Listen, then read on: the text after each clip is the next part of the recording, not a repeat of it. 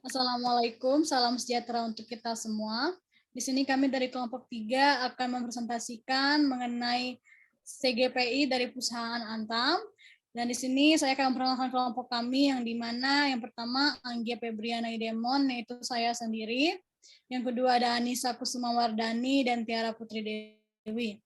Selanjutnya saya serahkan kepada Tiara Putri Dewi untuk membacakan slide selanjutnya. Selanjutnya saya akan menjelaskan tentang bentuk komite audit. Komite Good Corporate Governance, nominasi dan remunerasi atau GCG NR dibentuk untuk membantu tugas pengawasan dan penasihatan Dewan Komisaris dalam memantau dan memastikan diterapkannya Good Corporate Governance termasuk pengelolaan tanggung jawab sosial atau yang disebut dengan CSR dan lingkungan perseroan, penutupan dan pasca tambang, pengawasan proses nominasi, remunerasi, dan pengembangan SDM secara efektif dan berkelanjutan di perusahaan. Selanjutnya ada keanggotaan. Keanggotaan komite GCGNR, anggota komite GCGNR Antam terdiri dari 2 orang. Anggota Dewan Komisaris yang salah satunya merupakan komisaris independen, serta 2 orang anggota ahli yang bukan karyawan kunci di Antam.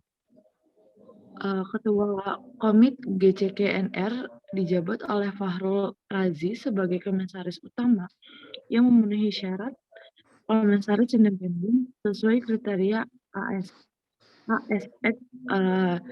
Dengan demikian, mayoritas Komit GCGNR merupakan pihak independen yang beranggotakan yang pertama Dr. Insinyur Yunus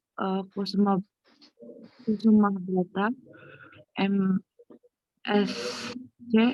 yang kedua Agustin Ariana, SSMA, yang ketiga Dr. Nina Insania Laksamana, SPSIMM.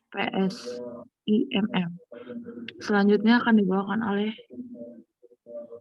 Anissa Kusuma.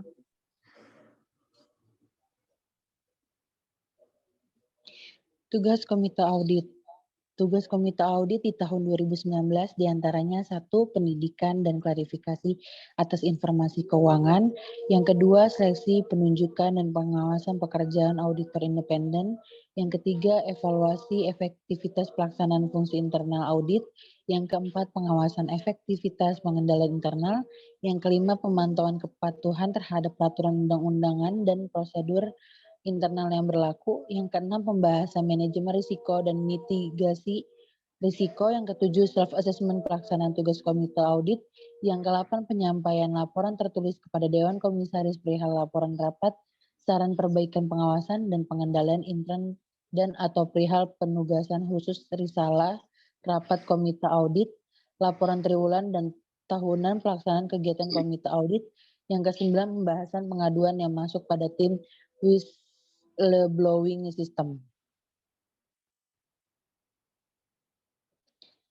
Selanjutnya ada pengertian CGPI. CGPI adalah riset dan pemeringkatan dilakukan setiap tahunnya oleh IICG yang akan melihat implementasi GCG dari perspektif yang berbeda dalam menggunakan kerangka governance struktur, governance proses, dan government outcome.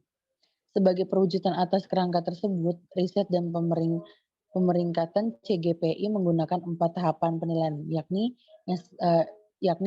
Self-assessment, yang kedua sistem dokumentasi, yang ketiga presentasi, dan yang keempat observasi dan diskusi. Selanjutnya dilanjutin oleh Anggia.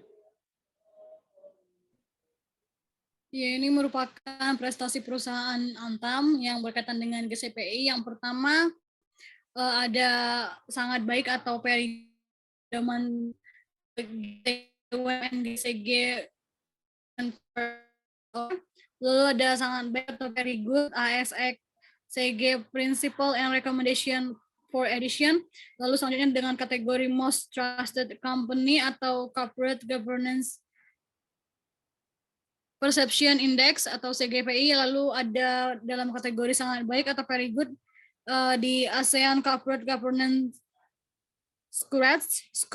Scorecard.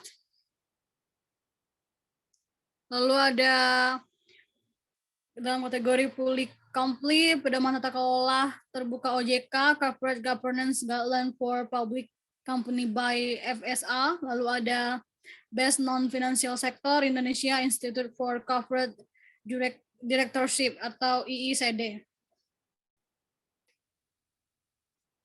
Next. Tahapan saat meraih award CGPI. Yang pertama, tahapan analisa dilakukan dengan metode pengisian kuesioner atau self-assessment dan pelayan dokumen perusahaan.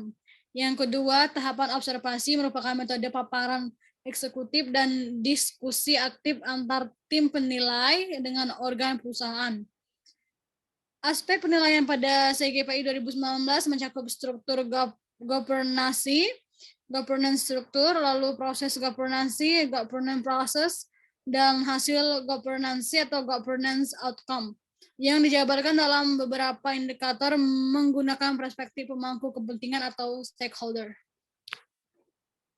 Baiklah, sekian presentasi dari kami. Kurang lebihnya kami mohon maaf. Terima kasih.